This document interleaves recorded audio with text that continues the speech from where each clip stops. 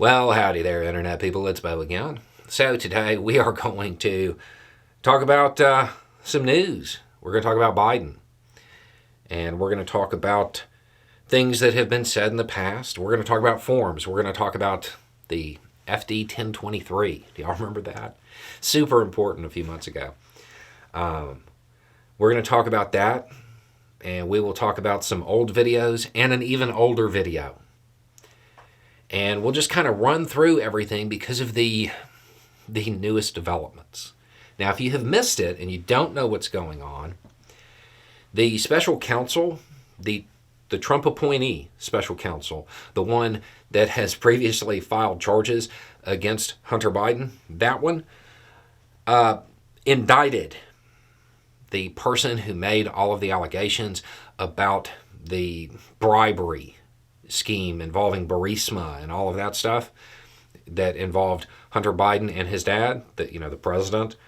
That person was indicted for making false statements, and according to the allegations, did so because they have a bias against Biden.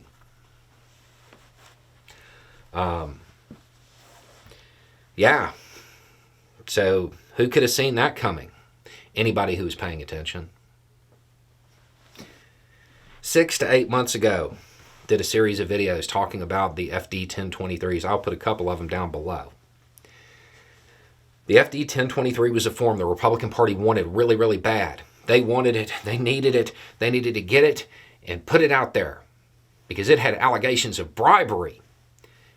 And we went over how the FD 1023 is a form used to record unverified, unvetted information. There's nothing saying that anything on an FD 1023 is true. But that's what the Republican Party wanted because they wanted to be able to hold it up there with the DOJ logo on it and trick their base. Went through it at the time, expressing my skepticism.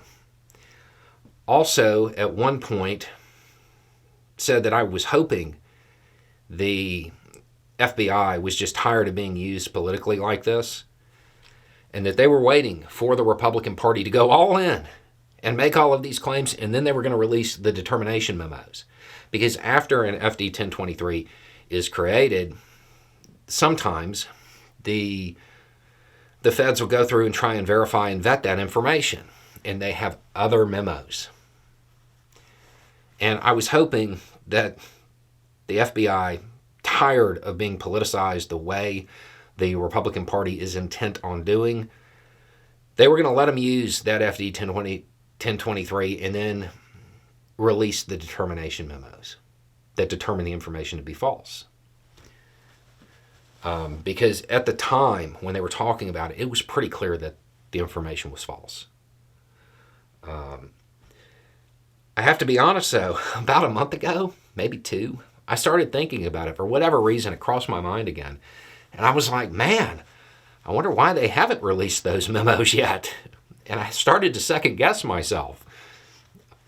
Well, now we know they didn't release those memos because they were busy using them to build a criminal case.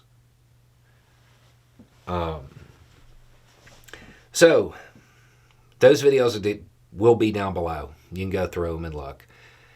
It also details how the media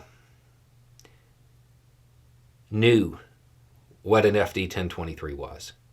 They knew these allegations didn't stand up to scrutiny. They knew that just as a journalist, there was no way they would be able to publish a story based on the information contained in that FD 1023, but they treated it as if it was real. So, without this information, without these allegations that are now definitely under question, where does the storyline rest? Where does everything go now that this allegation is gone? It goes back to that first video.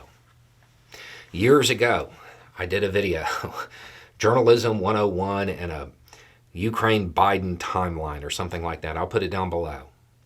That video is years old. Despite all of the allegations, all of the promises of new evidence that the Republican Party has made, nothing has changed. Everything is exactly the same as it was when that video was made. If you want to change that story, you need evidence, not innuendo. Anyway, it's just a thought. Y'all have a good day.